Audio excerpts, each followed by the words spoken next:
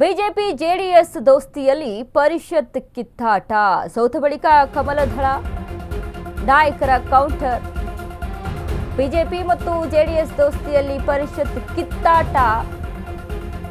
ಒಂದು ಸ್ಥಾನ ಜೆಡಿಎಸ್ ಸೋತ ಬಳಿಕ ನಾಯಕರ ಕೌಂಟರ್. ಇಲ್ಲಿ ಕೇಂದ್ರ ಸಚಿವ ಕುಮಾರಸ್ವಾಮಿ ಹೇಳೋದೇ ಒಂದು. ಬಿಜೆಪಿ ರಾಜ್ಯಾಧ್ಯಕ್ಷ ವಿಜಯೇಂದ್ರ ಹೇಳೋದೇ ಮತ್ತೊಂದು. ಇಬ್ಬರ ಜಗಳದ ಮಧ್ಯೆ ಬಡವಾಗುತ್ತಿದೆ ಮೈತ್ರಿ. 6ರಿಂದ 7 ಜೆಡಿಎಸ್ನವರು, 5ರಿಂದ 6 ಬಿಜೆಪಿಯವರಿಂದ ಅಡ್ಡ ಮತದಾನ ಆಗಿದೆ ಅಂತ. ಜೆಡಿಎಸ್ನವರಿಂದಲೇ ಹೆಚ್ಚು ಅಡ್ಡ ಮತದಾನ ಎಂದ ವಿಜಯೇಂದ್ರ.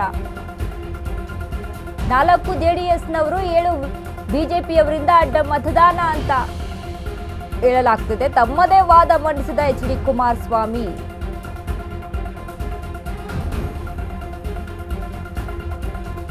ಬಿಜೆಪಿ ಜೆಡಿಎಸ್ ದೋಸ್ತಿಯಲ್ಲಿ ಪರಿಷತ್ ಕಿತ್ತಾಟ ಜೋರಾಗಿದೆ. ಅಡ್ಡ ಮತದಾನದ ಭೀತಿ ಇತ್ತು. ಅಡ್ಡ ಮತದಾನ ಭೀತಿಯ ತಕ್ಕಂತೆ ಇದೀಗ ಅಡ್ಡ ಮತದಾನ ಆಗಿದೆ ಅನ್ನುವಂಥದ್ದು ಕೂಡ ಕನ್ಫರ್ಮ್. ಬಿಜೆಪಿಯಿಂದ 2 ಸ್ಥಾನಗಳನ್ನ ಗೆದ್ಕೊಂಡು ಬಂದ್ರೆ ಒಂದು ಸೋಲಾಗುತ್ತೆ, ಗೋವಿಂದರಾಜು ಸೋಲಾಗುತ್ತೆ. ಸೊ ಹೀಗಾಗಿ ಇಲ್ಲಿ ವಿಜಯೇಂದ್ರ ಒಂದು ಸ್ಟೇಟ್ಮೆಂಟ್ ಅನ್ನ ಕೊಟ್ರೆ, ಕುಮಾರಸ್ವಾಮಿ ಒಂದು ಸ್ಟೇಟ್ಮೆಂಟು.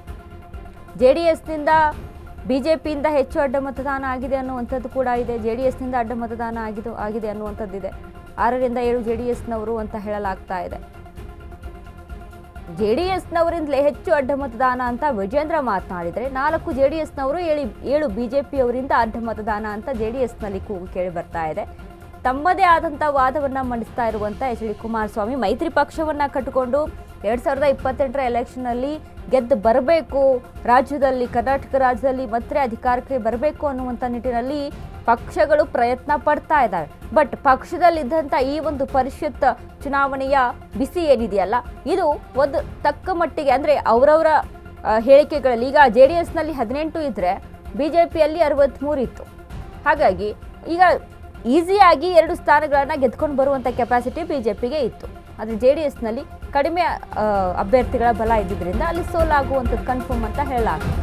ಬಿಜೆಪಿ ಜೆಡಿಎಸ್ ಮೈತ್ರಿಯಲ್ಲಿ ಏನೂ ಸರಿ ಇಲ್ವಾ? ಹಾಗಾದ್ರೆ ಕುಮಾರಸ್ವಾಮಿ ವಿಜೇಂದ್ರ ಮಧ್ಯೆ ಸಮನ್ವಯ ಇಲ್ವಾ? ದೋಸ್ತಿ ಬದಲು ಕುಸ್ತಿ ಮಾಡ್ತಿರೋ ಕಮಲದಳ ನಾಯಕರು. ಹಿಂಗೆ ಆದ್ರೆ ಕಮಲದಳ ದೋಸ್ತಿ ವಿಧಳದ ಪಕ್ಕ ಅಂತ ಹೇಳಲಾಗುತ್ತೆ. ಮನಸ್ಸಲ್ಲದ ಮನಸ್ಸಿನಿಂದ ದೋಸ್ತಿ ಮುಂದುವರಿಸ್ತಿದ್ಯಾ ಬಿಜೆಪಿ?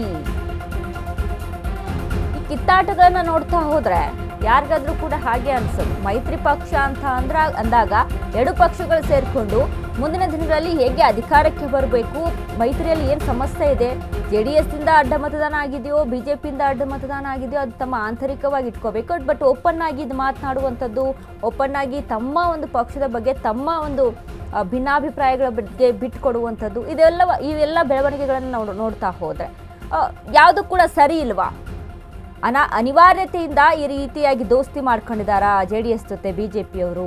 ಅವ್ರ ಹತ್ರ ಸಂಖ್ಯಾಬಲ ಇಲ್ಲ ಅನ್ನುವಂಥ ಕಾರಣಕ್ಕೆ ದೋಸ್ತಿ ಮಾಡ್ಕೊಂಡಿದ್ದಾರಾ ಅನ್ನುವಂಥ ಪ್ರಶ್ನೆಗಳು ಹುಟ್ಕೊಳ್ತಾವೆ.